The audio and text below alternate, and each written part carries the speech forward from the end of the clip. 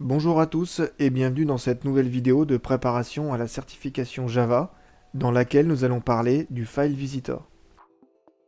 On a parlé un peu plus tôt des méthodes statiques WallFileTree de la classe Files et qui permettent de parcourir un répertoire. Elles prennent en paramètre un File Visitor. Le File Visitor, il permet de réaliser des traitements avant ou après la visite d'un répertoire ou encore pour chaque fichier rencontré. File Visitor, c'est une interface générique. Elle possède 4 méthodes. Chaque méthode retourne un File Visitor Result. Toutes les méthodes sont susceptibles d'émettre IOException. La méthode PreVisitDirectory, elle est déclenchée juste avant le parcours d'un répertoire. Et elle reçoit en paramètre le répertoire qu'on va parcourir et ses attributs, sous la forme d'un Basic File Attributes. On a la petite sœur quasi jumelle PostVisitDirectory qui, elle, est appelée après le parcours d'un répertoire. VisitFile est appelé à chaque fois qu'on rencontre un fichier, et VisitFileFailed est appelé lorsque le visiteur rencontre un fichier auquel il ne peut pas accéder. Et là, on suppose qu'il s'en rendra compte s'il ne peut pas récupérer les Basic File Attributes. La méthode VisitFileFailed, elle reçoit en entrée une IOException qui va renseigner le développeur sur le problème rencontré. FileVisitor, c'est une interface générique, mais quand on l'utilise dans le contexte des fichiers, donc avec Files, le type générique, c'est Pass. FileVisitResult, ça correspond à l'une des valeurs de l'enum FileVisitResult.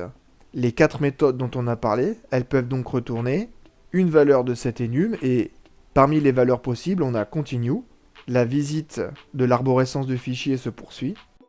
On a Skip Siblings, qui revient à dire qu'on va poursuivre, mais en ignorant les éléments du même niveau, par exemple les autres sous-répertoires d'un même répertoire. On a Skip Subtree, qui permet d'interrompre le parcours du répertoire et de continuer.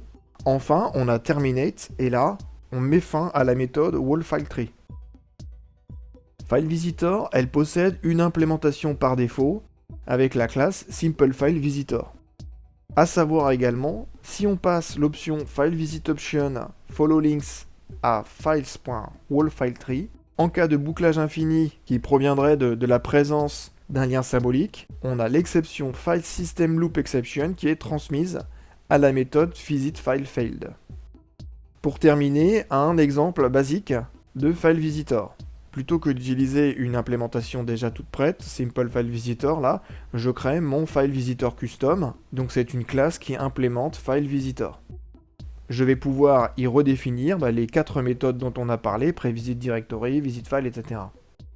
Mon FileVisitor, il est bateau, il ne fait qu'afficher les chemins qui sont transmis aux méthodes pendant la visite. Donc je vais afficher, avec PreVisitDirectory, tous les répertoires rencontrés. Dans mes surcharges, je retourne FileVisitResult.continue, puisque je ne cherche qu'à parcourir mes fichiers et rien d'autre. J'ai un répertoire qui a le contenu suivant.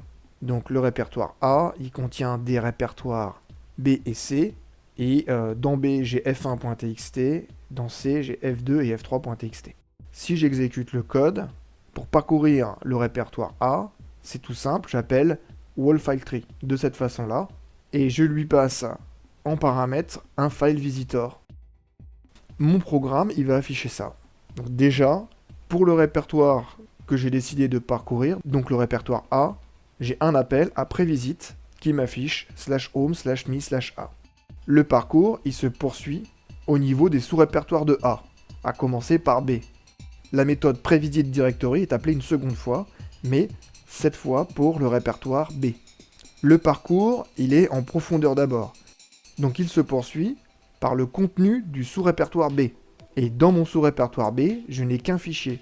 Et c'est ce que visite ensuite mon visitor, qui m'affichera /home/me/a/b/f1.txt. Le parcours du sous-répertoire B se termine, et la méthode postVisitDirectory est appelée. On reprend le parcours du contenu du répertoire principal A. On continue donc sur le sous-répertoire C.